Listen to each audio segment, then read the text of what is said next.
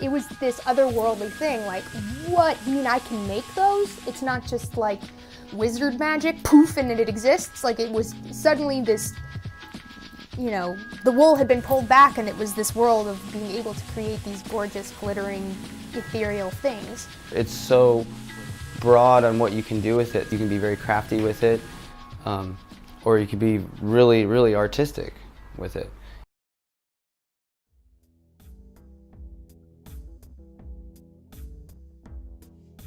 My name is Lance Wright, and I've been blowing glass for 18 years.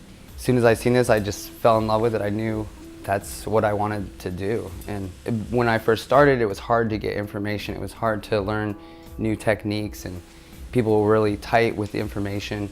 And I, just after a while, I decided I wanted to leave Arizona and ended up here, came here to the Bay and to visit for 2 weeks and never left.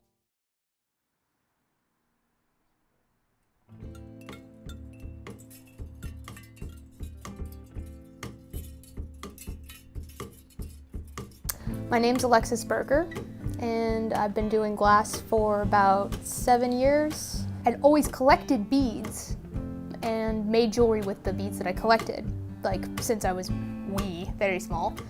I didn't even realize that that was something that you could do, that you could make your own beads out of glass. And so I immediately was like, hey man, can you teach me how to do this? From that moment on, I was hooked, and it was just a lot of teaching myself after that point, because I only had that little taste. So it was like, okay, get a torch, get glass, break bottles and melt them with pliers and, you know, in like a plumbing torch, reading, buying books, and then a lot of messing around and burning myself.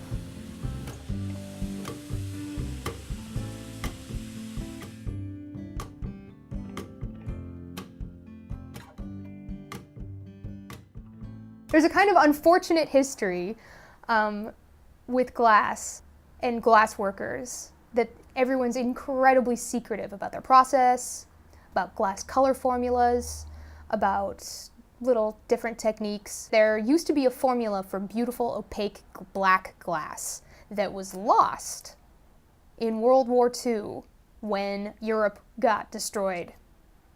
The guy who knew the formula, the like one dude who knew the formula, was killed, and that was it. My name is Stephen Allen Hubble. I'm from Jackson, Michigan. I would say the only reason anyone should hold back is maybe something's perhaps just a little too advanced, something you think you should be able to patent, even though you probably won't be able to. Maybe that's why somebody would want to hold back, because it's hard to patent something that's so underground. Other than that, I don't see any good reason why you shouldn't show somebody something. Someone might spend ages figuring out one particular technique, and then that becomes their signature thing, and then they build their whole career on it. And then if you end up building your whole career on like one trick and someone steals it, you know, you can't be a one-trick pony. Hi, my name is Mark Levy, and I'm a glass artist. I do a lot of soft glass, and Lance has taught me how to use soft glass in my sculpture work. And I use all of his techniques in soft glass work to create the sculptures that I'm doing now, where I incorporate all the things I've been doing at his shop. And I'm still working large, still doing large glass pieces, and without Lance's help, it wouldn't have happened. I had my own little personal shops here and there, and then for about 8 months now, I started my own school. I did it with almost nothing. I didn't have very much money to put into it, and so it took about a month for people to start coming in. Everybody in this building that I'm in thought it was great that I was here, that's bringing people here, and I'm pretty impressed on how within only 8 months I'm packed, overloaded. I don't have enough room for people. You know, you've got him there educating people about glass, and I'm open as a store to sort of show off what you can do with soft glass, and he's there showing off what you can do with boro. It's great. Glass is weird and mysterious, and it's It needs an explanation. It needs teachers. It needs advocates, people out there saying, hey, this is how this is made. Unless you have people out there like Lance, their eyes will just go right past it and go, I don't even know what it is that I'm looking at. Next. And so education is important for the future of glass as a medium in art. Critical.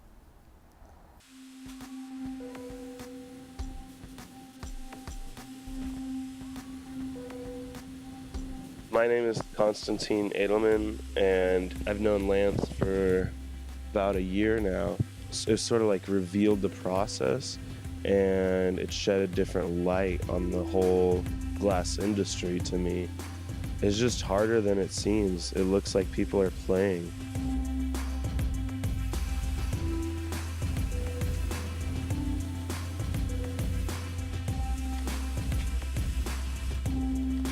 The medium is so lucid, but there's so much logic to the way that you work it. And all that can only come from experience, from somebody like teaching you. Because if it's not for that, it just looks like you're playing with mud or something, and it's magically just turning into art.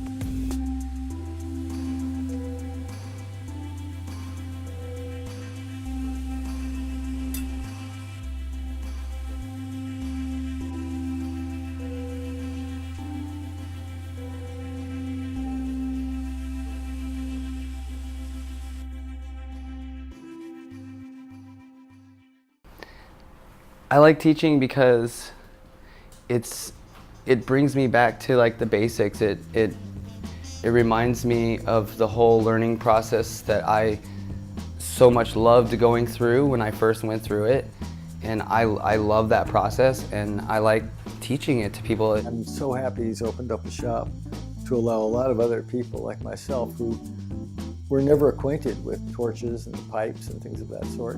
It's really broadened my whole horizons, and I know it will do the same to a community. I'll never stop making jewelry.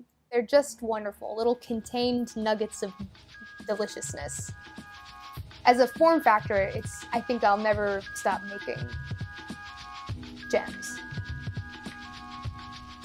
I see myself making a lot of art that I want to make, and seeing this school progress, and I want to bring a community of people together and really make some cool stuff.